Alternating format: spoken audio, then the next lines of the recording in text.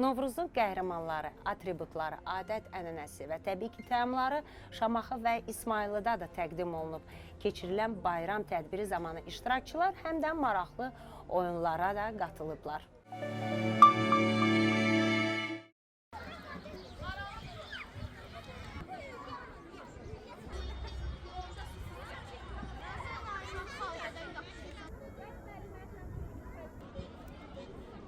Şamaxıda da Novruz böyük coşku ilə qeyd olunub. Ələlxüsus da bu bayramdan sevinən təbii ki, uşaqlar olub.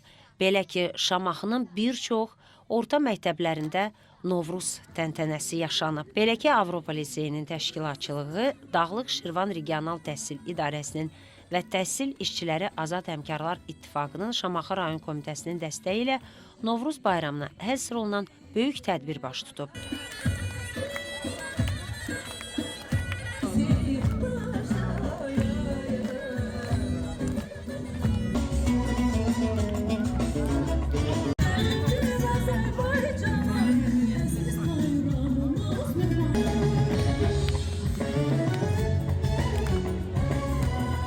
Tədbirdə rayon ictimaiyyəti, şəhid anaları, məktəb direktorları, valideynlər və təbii ki, şagirdlər iştirak ediblər. Qonaqlar əvvəlcə Novruz bayramı ilə əlaqədar şagirdlərin əl işlərindən ibarət stendlərdə tanış olub, onların hazırladıqları maraqlı rəsm və təqdimatları izləyiblər. Tədbirdə çıxış edənlər Novruzun xalqımızın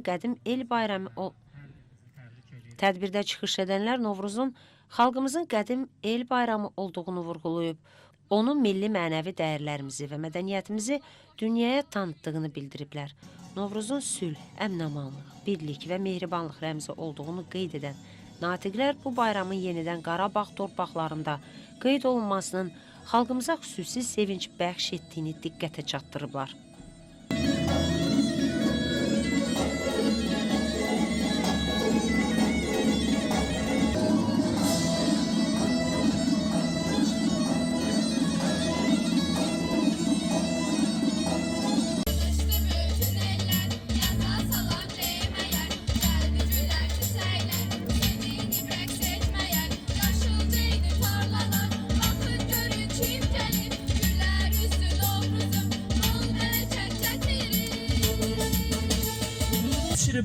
Gətirin, mənim də payımı verin, xurcunumu doldurun. Ay Kosa, sənə nə qədər deyim, bu qədər acıyoruz olma. Bu uşaqlar yaxşı uşaqlara bənzəyirlər. Sənin də xurcununu dolduracaqlar, mənim də. İsmayılı rayonunda Novruz bayramı böyük coşku ilə qeyd olunub. Rayonun ən böyük kəndlərindən biri olan Kürdmaşı kəndində baş tutan şənlik maraqlı anlarla yadda qalıb.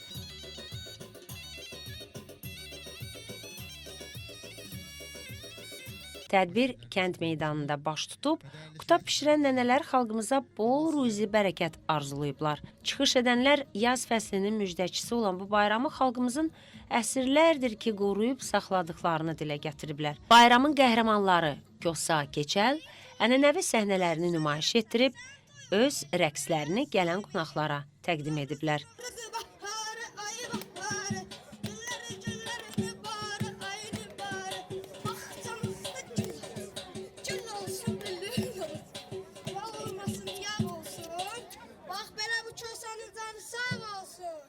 Bayram tonqalı alovlandırılıb.